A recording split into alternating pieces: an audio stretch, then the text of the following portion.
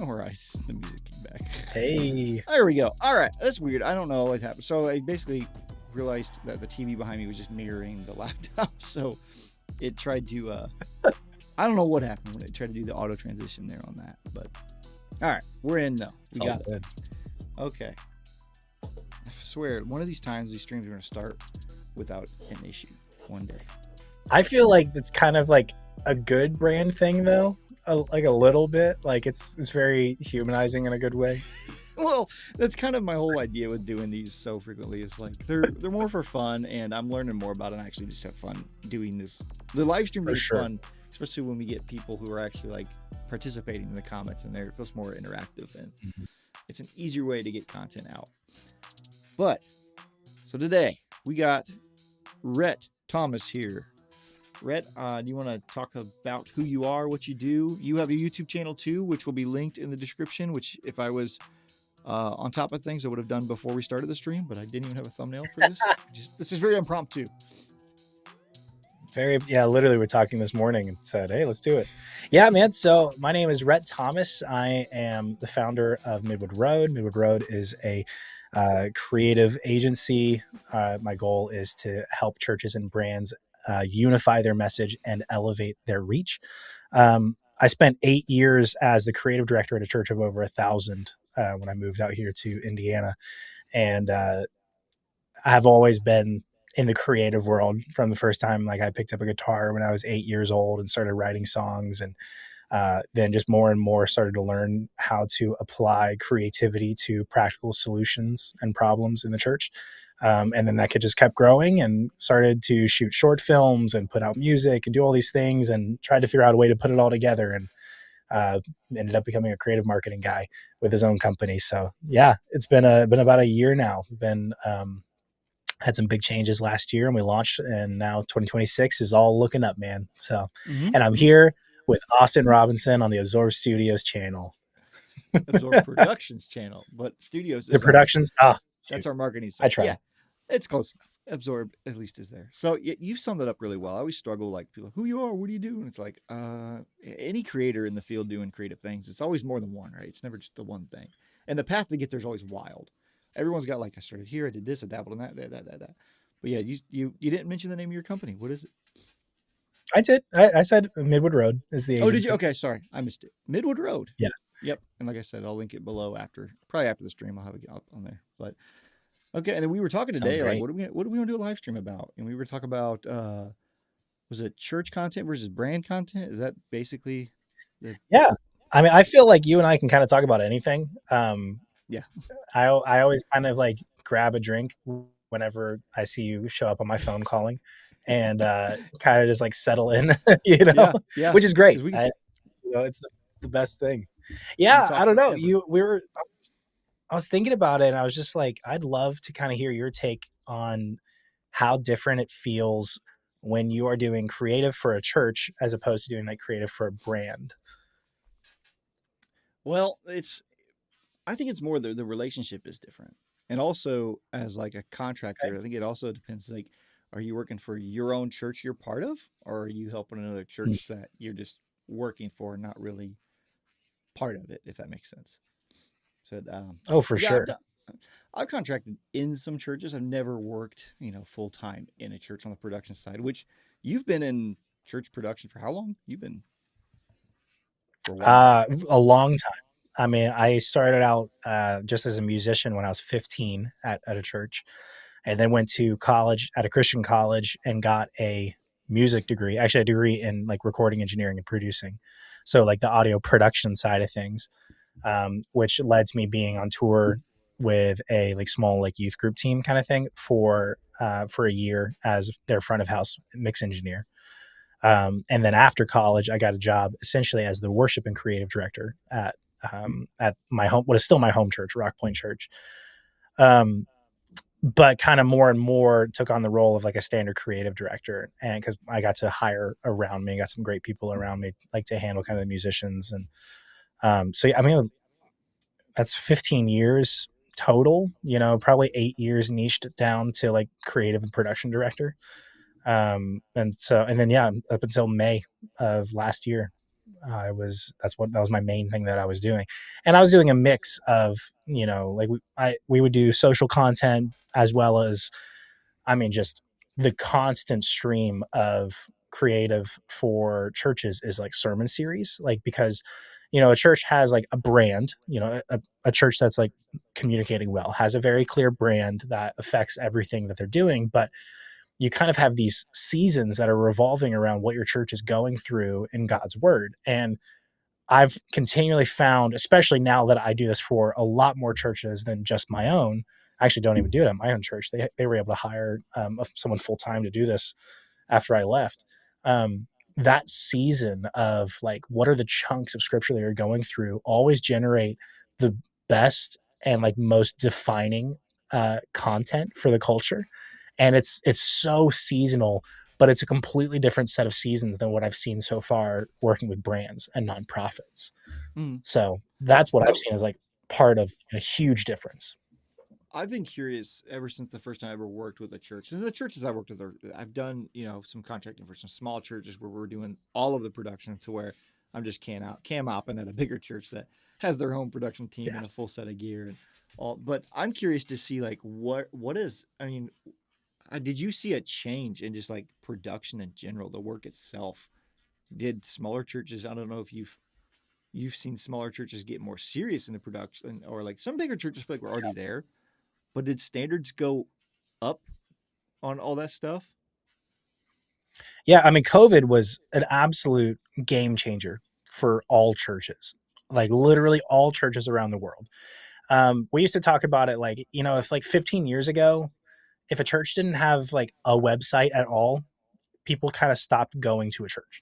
And then, you know, 10 years ago, if a church didn't have a good website, you wouldn't like go and see the church. Mm-hmm. And then we were already starting to see this trend of, you had bigger churches who were like live streaming their Sunday morning gatherings and starting to build an online following. And you had, I'd have to go back and look at it, but there's a church in Oklahoma called Life.Church, and they launched a free live streaming platform specifically built for churches. I think they launched it before 2020, but they launched it for free, and it's now like alongside YouTube and Facebook Live. Most churches that are doing a live stream are live streaming to all three platforms.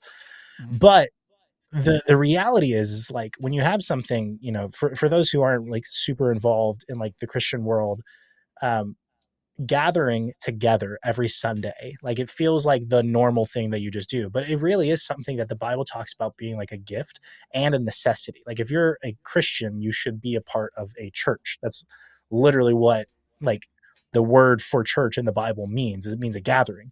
And so pastors in early 2020, when the pandemic was beginning, I kept hearing conversation after conversation like, hey, if the government shuts down and says everybody has to stay home, what are we going to do? Because the Bible says gather. Like this is what defines the church. How do we gather when we can't go into a room? Like for my home church, we went from 1,000 plus like 1,100 people in our building on a Sunday morning to we were allowed to have 15, and the county was like pretty nervous about that. And we really quickly realized how important it was going to be to stay connected to people during the pandemic. And I think every church did. And so every church went from, oh, it might be nice to like record your sermons and put them out there, to, oh, no, you have to do this. And so what we did was we literally turned our stage into like kind of like a sound stage, where like half the stage was for the band and half the stage was for the preacher. And we would like cut back and forth between them as we needed to, because we could only have like a handful of people in the room. And we quickly realized like we didn't have the right cameras, we couldn't see anything, it was really difficult for people to be involved. And so we were able to use grant money to purchase some better cameras and some better equipment. And that then, for us, we were like, hey, we want to do this really well if we're going to do this at all. And we were out for months where most people couldn't gather in the room. And so yeah, we actually, at my home church, I led us building a broadcast room, which is actually still there today and functioning super great, where, we run a 7 cam set up. Most of them are remote cams, but like 2 pedestal cams with operators and a video director and a separate mix engineer. And it's become something that was just super important for churches because it's the foundation of what the church does. And now we're at the point where there's a really big theological argument of like, okay, is it a good idea that we still do this when Mm-hmm. people could just kind of stay home in their pajamas now? Um, I like I'm in the camp that says like healthy churches gather physically, but I think it is a really important thing for people who are sick, who are traveling as a be found strategy. There is still a lot of value to it. So those are kind of even the 2 most important things. Like when it comes to creativity in the church is usually just you're gathering as well as like being missional and being found in your community. Yeah, yeah, I agree with So all that too. Like it being important to have. It's that balance of having the option, but not letting it be a replacement. And I yeah, no, oh, okay. I'm gonna have to find this reel. There are some great like church production learning sites online, right? And but for the first time, most of the time I'm super pumped. Like I love seeing like gear breakdowns for like church production systems. But there was a church, I don't remember the name of it. I could find it pretty quickly because I know like what platform the reel was on. But it was a guy showing they were using Sony Venices for their broadcast. I was like, what church? I don't know any church that could afford multiple Sony Venices for a live broadcast. I mean, people don't do that in like the secular broadcast world. no, Blew my mind. That was too. no, But yeah, there's a lot of like ethical questions there with that stuff, and I've heard a lot of people in the creative community who've yeah. gone to churches and seen that, and that's turned them off. It's like, what? Okay, so this is what the rest, that's a whole rabbit hole of opinions and controversy When you're there. spending money that people donate to the church, you got to be really like intentional with it. I did it Mm-hmm. for 8 years where our pastors set direction and I would say, okay, I think we need this. Can we manage this on our budget? And we would only go when like, hey, yeah, this is where we're going. So Yeah. we were very Uh, careful. During COVID, was actually probably when I worked with more churches. That's where a lot of people, I think a lot of people in Really? the industry did.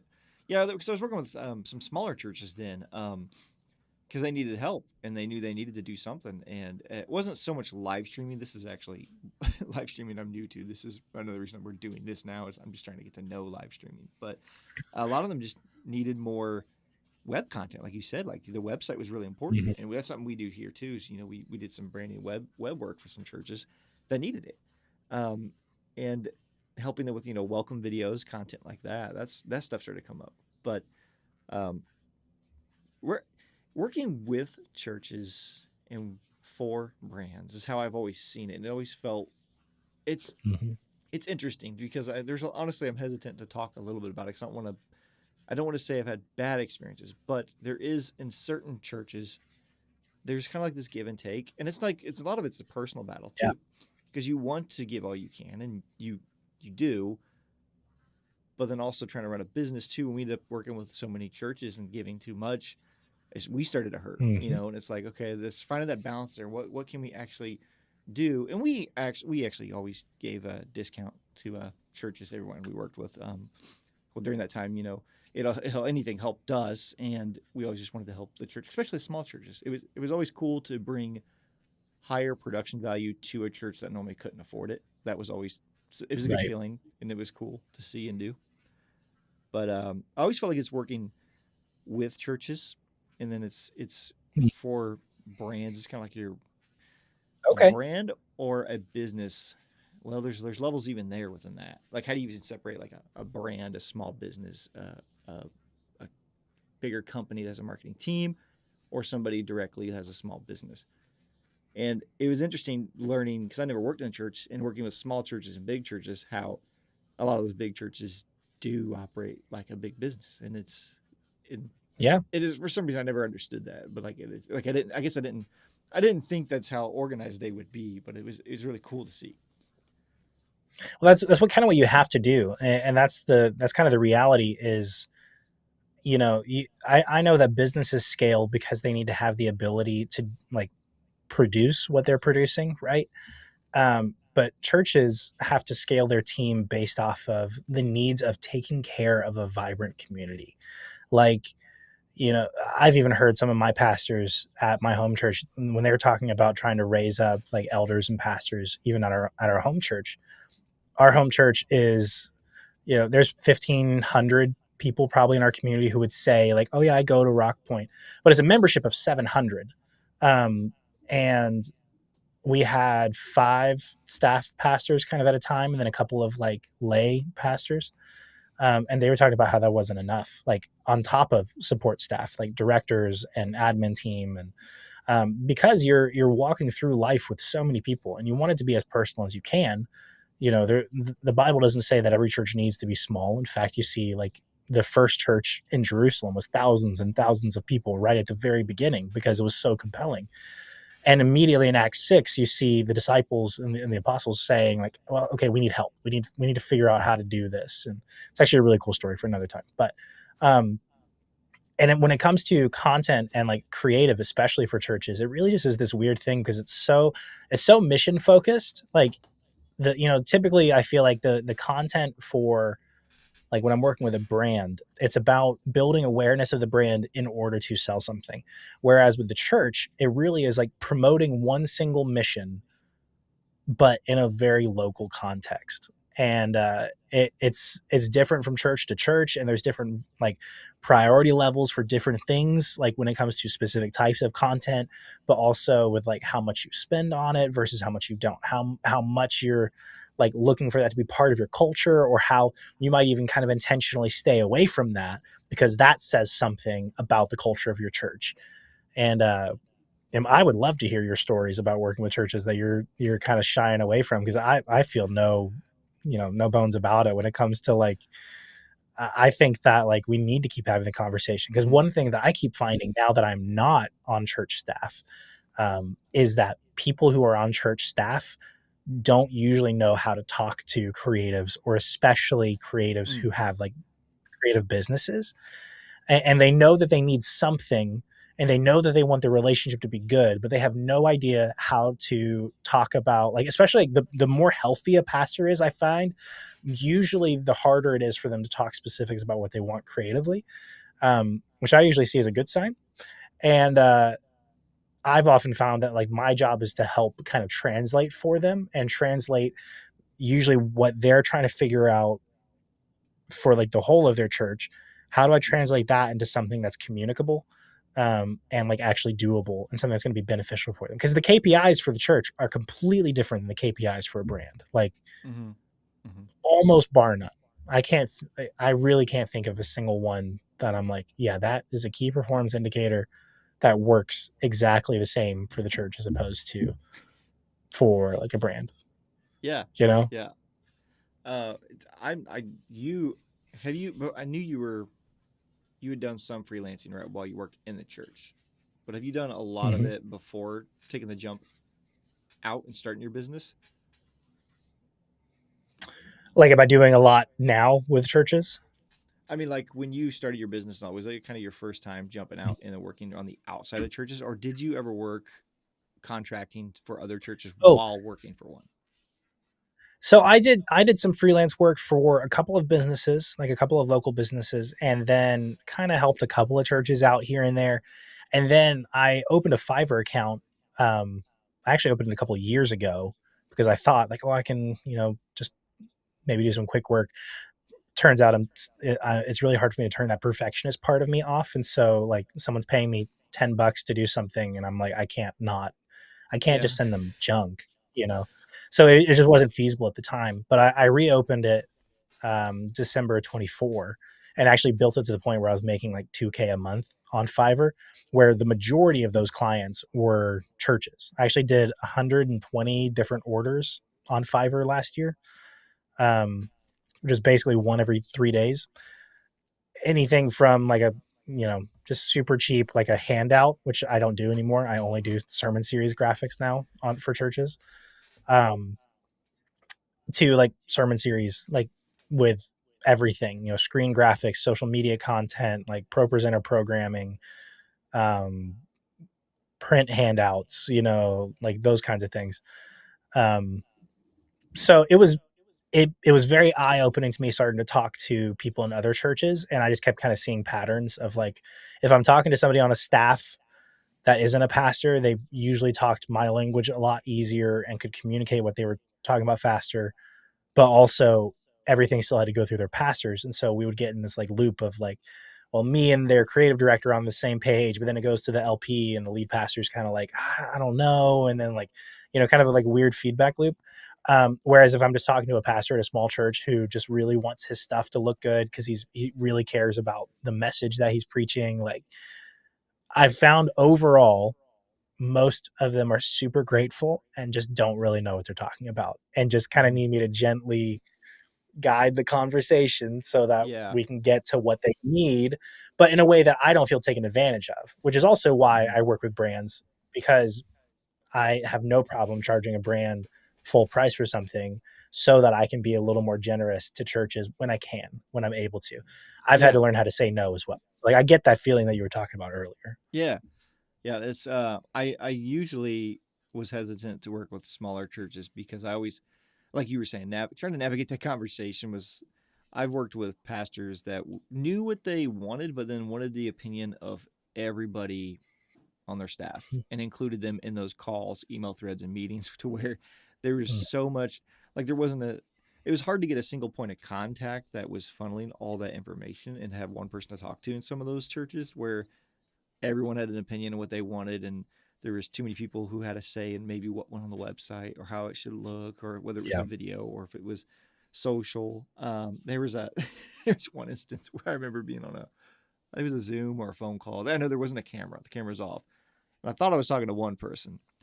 And then you start hearing one other voice in the background talking, like, oh, okay, so there's two people talking to two Oh, people about this. And then all of a sudden I realized there's a whole room of people that I was talking to, and they're oh all my giving their opinions. goodness. And then they're just talking to themselves about this, like this project. And it's like, I'm not even part of the conversation. I'm kind of sitting in the background while they were all talking. It's like, I mean, later we had a conversation about that and fixed our workflow, but it was just things like that to where, they just don't think they, I don't know if it's just they're not used to working outside. I mean, it's creative's already hard to organize and keep in an organized workflow anyway. And then to bring a contractor into an organization that maybe has never done that before and trying to, Yeah. a lot of that's on our end. That was our fault. A lot was just not knowing how to, like you were saying, nudge them gracefully and be Hmm. polite and kind of know your Yeah. own workflows into that. Well, you have to, it's all about workflow because their Mm-hmm. workflow is completely different and they're thinking about completely different things Mm-hmm. 99% of the time. They know that they need creative, but they're not thinking, they don't know how to get there. They have no idea what is going into it. Even like I've got pipelines for like still graphics for things that are both AI and like normal compositing. And like, I just don't talk to them about those things unless they ask. But even, just talking about like different people in the room, I'll tell a story. And if I'm pretty sure that the creative director of this church follows me on YouTube, so I'm not gonna say any names. He'd have a good laugh with this. But we just had this one where there's this church. They were doing this big Christmas opener thing, like Christmas Eve, right? Because Christmas Eve and Easter Sunday are like the two Super Bowls of the church calendar. And so most churches want to just go all out. They want it to be fun and a celebration, like really meaningful. And so this church contracted me to do an animated video for them, like an opener. And it was such a good idea. And like their idea was Christmas GPT. And it was hilarious. It was basically a video of them like asking ChatGPT, how should we open up our big Christmas Eve night kind of thing, and it just going completely wrong before the AI gets an upgrade and then like tells them the right way to start kind of thing. Brilliant idea. And so I got a couple of weeks into animating this video with them and had gotten like a couple of like good like progress checks, milestones were good. And one of the things that I had done was I did this AI voiceover through 11 Labs and spent a long time like tweaking the performance, like just really figuring out how to get this thing going to be the voice of this video. Um, and like we're loving it. Me and the creative director are loving it. I keep working on it. And then like I get this message from the creative director saying, hey, our lead pastor actually wanted a different voice, so we just went and found somebody to record the voiceover. Okay, one, you found a real person to record an AI voiceover. Two, you went and found somebody to do something without talking to the person who's making the video for you. Want me to use it? Like literally they just sent me the OneDrive link of this dude's voice, like, and the lead pastor was like, yeah, I want you to use this voice. So I had to go back and like completely retime animations and recut the whole thing, and like we had to cut back a whole bunch of our ideas because like the timeline. But what it is the lead pastor had a really clear idea that he did not communicate clearly enough to his creative director. And so me and the creative director were on the same page about things, but the lead pastor is the guy who is like charged with the direction. And apparently for him, like I had chosen a female AI voice and he wanted a male voice that was very specific. And I had no idea because it never came up in discovery. It never came across anything until we were in the middle of it. And that's just, it's a little too common, but it helped me to build like workflows to where that just doesn't happen nearly as often anymore, because clarity is kindness. And so I'm just really upfront at the very beginning. Hey, I do my best to be as generous as I can. And the way that I can do that is here's exactly what you get when it comes to like how much you're paying for it. And I will charge you for if we go outside of scope, because I want to like help you in the scope of what you need to get done. But I don't want to leave this relationship bitter because we're brothers and sisters in Christ and we're going to spend eternity together in heaven. Right. And so, when I don't have that level of clarity, it just gets really messy and really muddy and not fun. So Yeah. I don't have that problem with brands because with brands, usually they're already paying me more than what I even thought in the first place. So yeah, I would say, and from this is my opinion, I think it's easier to work with brands or other, businesses, just because it's that with the churches is hard. I always want to do all I can and more, and it's always hard to navigate the pricing on that too. But when you're talking small churches too, and it's if it's somebody in the community yeah. or church you go to, and then that it gets then there's that personal side of it too, and the small small town church or something like that where everyone talks, and then if a church can't afford and they're like, I tried to hire this guy and he was too expensive. It could put a I think in an ideal world, I think there's an ideal world here where we're able to change the conversation. I always talk with creatives who are Christians, and when I do, I try to talk as often as I can, not just about how do we do what we do really well, but how do we know when to do it. And because I think that there is a really hard ambition versus like contentment piece for almost anything creative in the church world. Like creatives in the church have to understand what you're doing is not the most important thing. It's actually like number 3 or 4 on the list of what is like really important to be happening at churches. But one of the hard things is because the church is so inclusive, and it should be. Churches are trying to use all the musicians that are in their congregation, or they're trying to get people involved because it's so community driven. It often ends up like, I know that I found times where I was like, hey, my creative abilities, like I want to be able to flex them as hard as I can because I want to in this space because I love it. I love it so much. I love my church. But that line in Jurassic Park where the dude, the scientist dude was like, they were so busy with the question, what could they do, that they never asked the question, what should they do? And I think we're going to start seeing in the next 10 years way more it's already happening. Praise the Lord. We're going to see way more conversations about what actually is important. Like, is high level video content as important for churches, or is it not? Like, there are so many like church website platforms out there where you can just build what you need and it functions really well and it looks really good, so that it's not an obstacle, but it doesn't take as much upkeep. or like what are the social media strategies that are actually important for your church as opposed to others? Because a church of 100 people in Crawfordsville, Indiana, doesn't need to be trying to have a global reach with their social media platform. They need to like know how their congregation receives information during the week and then communicate that way rather than trying to have the best social content or like the best videos and all these things. Whereas I would never tell a brand that. Like with a brand, your creative is always like has to be showing your best foot forward because every touch point is a sale or not. Whereas the creative is not the most important part when it comes to like church touch points. It's the message itself is more important. And yeah, it's a weird time where we have so many things that we can do, but I keep finding myself having conversations like, I'm not sure you actually want to do that. Yeah. So Yeah. Now, is that specifically to churches? oh yeah, to churches, not to brands. Yeah. Brands need I to go say. all out and they need to pay me to go all out. Yeah, they do. Yeah. Keep spending the money. Yeah. Keep It's that ad spend rolling, man. yeah. But I've always like every church project I've ever done, it's always been rewarding on the contracting side. Payment or not, it's always been because you're doing it for something more, and that's something that you don't get from brand work. It almost feels more important. Almost, it is more important. I mean, it's not. It can be in just some about cases.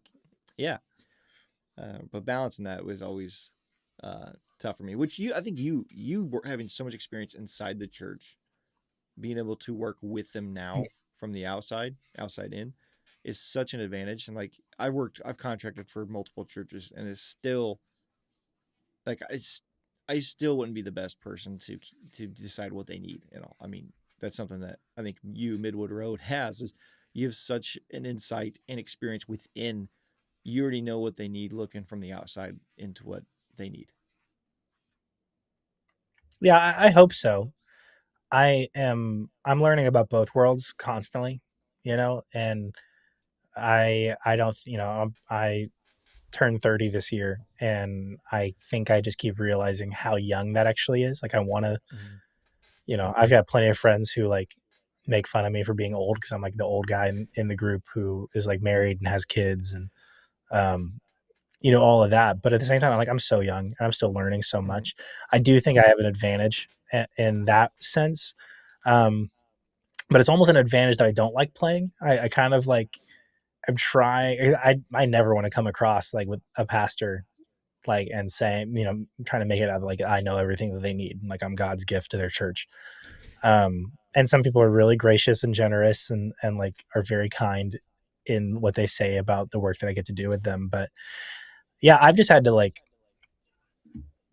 it really is just about the conversations, like helping just to understand what it is they like really need.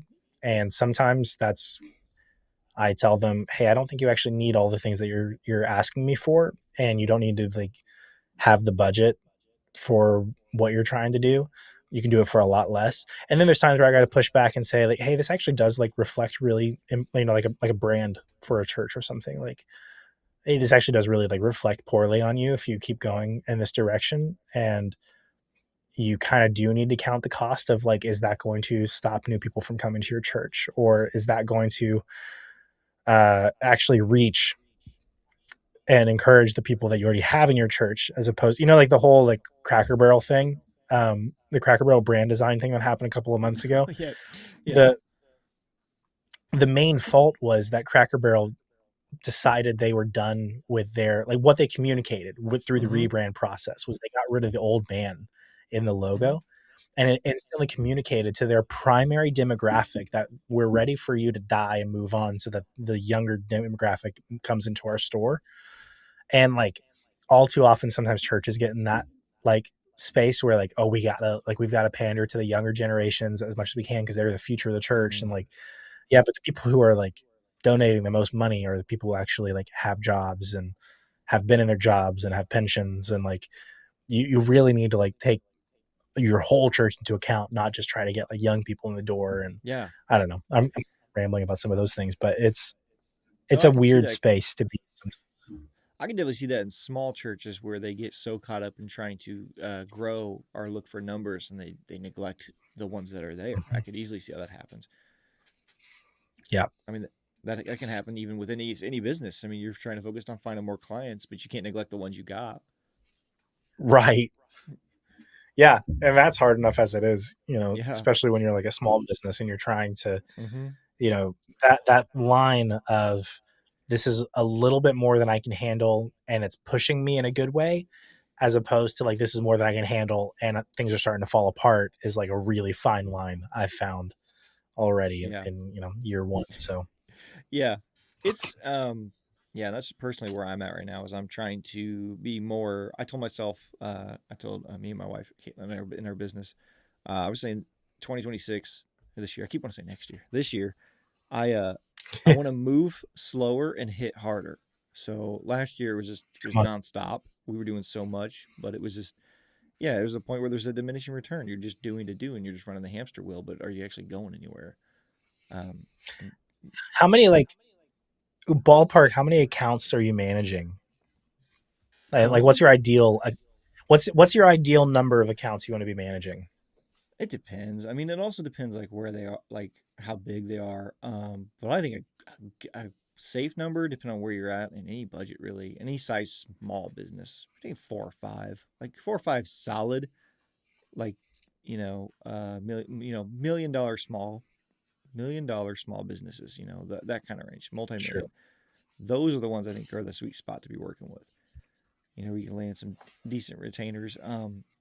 That's kind of what's where I'm thinking on that end. Where last year I was just doing just so much, just so many little things, just left and right, which just got me through the season. But next year, yeah, that's what it'd be. This year, be more intentful. Well, it was talking about when we were talking about neglecting things like I could see that you Mm. see that can happen in a business and a small business, and then trying to think of like a small church or a big church. Even there's so many parts there. And one thing I've always heard, and I've never worked in the church too. I'm sure you'd have some opinions or things to say, and I don't know how much we want to say. But there's a different emotional like accountability on everybody on many Mhm. levels that is different than a typical business transaction, and Yeah. it can get weird. It can. It for sure can get weird. Um, but it's kind of only weird if you make it weird. Yes. Yes. Like Yes. you can. I think the hard part is primarily a lot of this comes down to money, and for some reason that's really hard for like the American church to talk frankly about. Like I had to get to this point where I'm like, I can't be embarrassed every single time I tell a pastor how much I charge for this thing that they're asking me to do. Because a pastor at one church is going to say that's way too much money. And then I've had pastors at other churches who didn't even flinch, kind of thing. Mm-hmm. And I think that the more secure that a church staff member is with their leadership direction at their church, the easier the conversation is.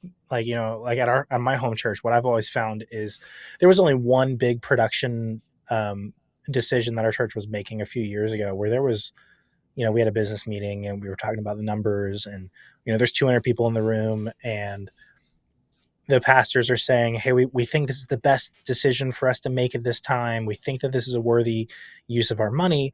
But then, we were talking about like, I'm just going to throw a random number out there that isn't the real number, but like we're talking about a $60,000 purchase. And in context of a $2 million a year budget, $60,000 is not a lot of money. But Joe Schmo in the congregation is thinking that's $10,000 more than I make in a year working at a factory, for example. And it's just really hard to kind of reconcile those things I found. And so when you put things into perspective and you talk about the reason, you just have to talk so much more about the reason why.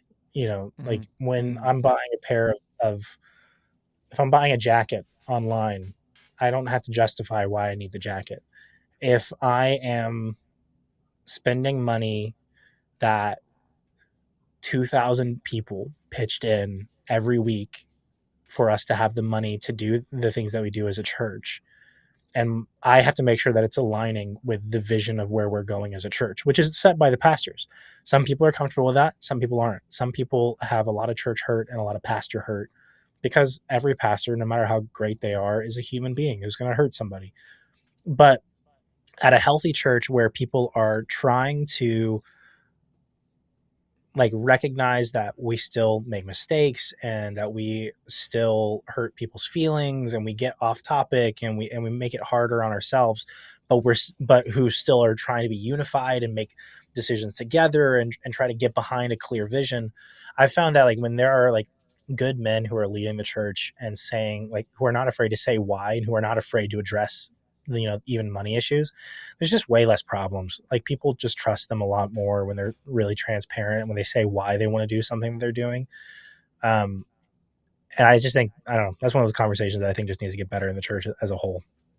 So Yeah. And I've seen that as not working for churches, but just going to different churches. I've seen the differences in pastors that are more open, more clear about it. And it does make a huge difference on where it's going. It is definitely a trust thing on that. But yeah, the for sure. perspective of what's a lot, that's I think the tough part too is, well, like you were saying, Yeah. 60,000 based on, it's all perspective at that point, trying to get people to have the same perspective at the level of, a larger church or even a small church with that kind of money.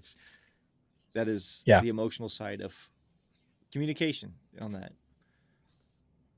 Well, and even for you, I mean, just think about now the conversation that all of us creatives are having with people when we're giving budget numbers and somebody's saying, but I can pay $20 a month for ChatGPT Plus and have AI design my own images, or I can pay $30 a month and have all of the Midjourney videos that I want to, or, even just like, you have to have that conversation of like, well, your competitor's charging less for the same amount of thing. Well, like, well, I'm going to do it better and you're going to enjoy the process better with me. Like, it's not unique to the church for us to have to figure out these conversations, but it does have that weirdly emotional weight because you're like, this is important. Like, it's important and I want to be generous because, but it's only when people make it weird that it gets weird. Like people who just understand, hey, the bigger a church gets, the more like there's some things that we've learned from the business world to help us like function as bigger groups of people in our day and age. And we have to have conversations and we have to spend money and it gets easier. I found. Yeah, communication. I was never a pastor. And so I never actually had the responsibility. I had pastors who went to bat for me to say, I told them this is what we need. They scoped it out and told us how much it was going to be. And we made the decision that, yes, that is a valid use of how much money. Or like the times that my executive pastor said, hey, I think we can do that on next year's budget. And I'm like, okay, great. Then I'm going to be content with that for now. And I'm going to make do with what I need and like what I have until then, kind of thing. And yeah. When that relationship is working, then it's great. How many times did you put a Sony Venice on your list of Never? Never.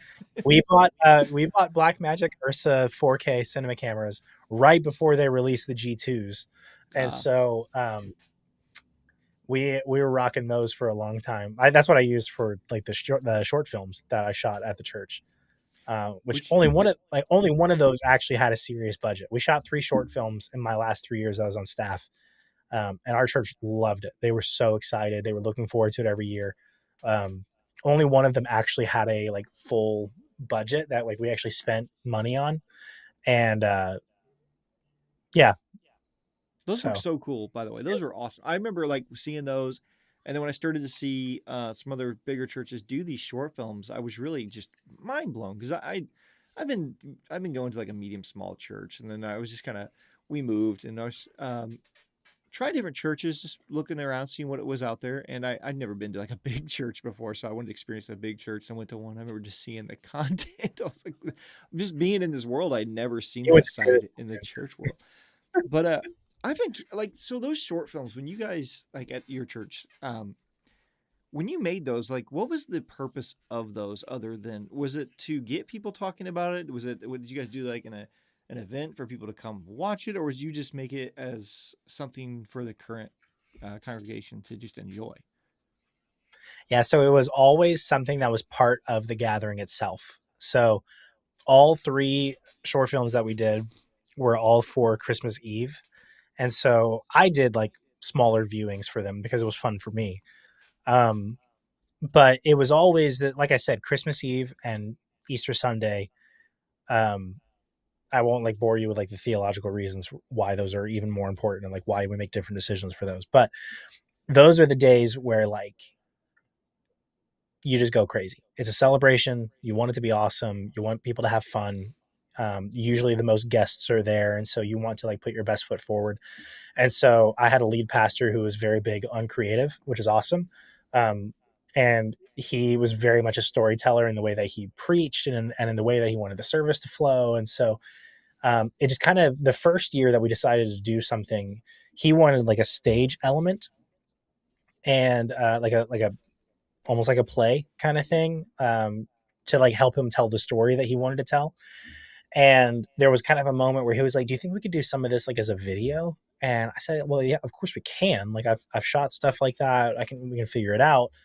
We just didn't have any budget, and we just had to figure it out. And thankfully, our friend Brandon Froge was like, "Yeah, I'll help you out with it," kind of thing. And so me and him ended up doing it together, and like we shot it all in one day and on just the cameras that we had at the church, and with a couple of college kids from the church just kind of helping us out. They didn't know how to do anything. We barely knew how to do anything. And like the So cast was like one of our pastors and a couple of his kids, you know? so that was your And sorry to interrupt, but is that was your oh, you're good. first church's film? Like it was the first stab at Uh that? yeah, 2022, the Yeah. the the Oh Holy Night one. Yeah, that was the first one. Oh, that's awesome. I just I mean, I would have never guessed it on your guys' first one. I thought you guys been pumping those Oh, out great. like that. That's awesome. I learned how to make small production decisions really matter, you know, and like using Brandon's drone to do establishing shots and yeah, a lot of things like that. So that then the next year when our lead pastor was like, "Hey, I really like," he got really inspired by there's a theater company out in Pennsylvania called Sight and Sound Theater, and they did this huge production of David. And he was like, "I want to do this like story on the small screen, like for our Christmas Eve gathering." He had this big idea, and it ended up like in our creative meetings where we were like, "Well, we just proved that we could shoot a short film and our church loved it. It was cool. So what if we did another one?" But what we did was we shot it in three parts so that because they were going to be shown in three parts during the course of the Christmas Eve service and like have interaction on the stage and all of that. And so again, it was like specifically like for like the people in the room for the gathering, but because I am who I am, of course I shot it like a short film. So that then January after that one, our lead pastor was like, "Okay, I already know what we're doing for Christmas this year. We're going to talk about it all year and we're going to get there. And here's the idea that I have."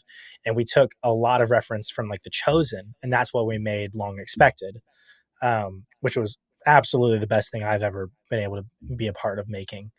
Um, but we were like all in for that. Like we had a budget, we knew what we were doing. I was able to get the crew that I needed. We were able to get a bigger cast and like really put some work into it. And yeah, it made something that we were really proud of. And that time, we did it in 4 episodes, and the 4 episodes were each like before the sermon every week, kind of like leading up to Christmas. And so it was all part of our gathering experience, essentially. That's really cool. Yeah. I'm really impressed to find out that was one of your guys' first attempts. I would have never guessed because I remember just that was one of the Wasn't things. I was my like, oh man, first attempt. It was yes. not I my mean, first like attempt. I was in the church though, was it? And that's in that church. oh yeah, for sure. Like we would Yeah. shoot short ad videos for like events and stuff like that, but never anything narrative at all. And the fact that I got to shoot 3 narrative films in a row um is not that's not common for the church. Like church videos are usually more like sourced and animated. You know, I make a living off of making bumper videos for churches just to help have transition time on stage and like communicate message. Um but there's a handful of churches that I like. So Elevation Church in North Carolina, they have like a whole film staff because they're constantly doing creative. Traders Point Church in Indianapolis, they've got a film staff as well because they do so much content, and not just like narrative stuff. I don't. They do some narrative stuff, kind of similar to like over at Connection Point, but like even even bigger and even bigger of a team from my Mhm. understanding, where there are moments where like narrative stories just help us share what the pastor's trying to do clearer. So Yeah, which makes total sense to me. I think this is really cool. Especially, I mean, obviously, I'm into it. I think it's really cool to see that.